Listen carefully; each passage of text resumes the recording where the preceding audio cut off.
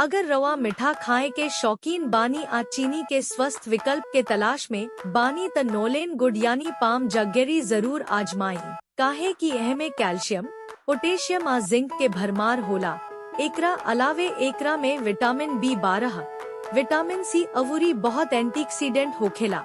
इ खून के साफ करे में मदद करेला, जवना से आपके शरीर विष मुक्त हो जाला अवूरी त्वचा चमके लागेला। अगर रवा एनीमिया से पीड़ित बानी त नोलेन गुड़ आपके स्वास्थ्य खातिर सबसे बढ़िया विकल्प बा। एकरा में मौजूद आयरन हीमोग्लोबिन बढ़ावे में मदद करेला। अगर आपके पाचन तंत्र खराब बा त नोलेन गुड़ जरूर खाएं। इ पाचन में सुधार करेला अवूरी गैस से राहत देवेला।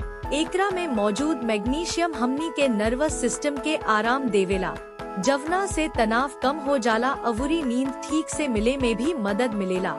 का रवा कबो नोलेन गुड़ के ट्राई कइले बानी? कमेंट में बताई।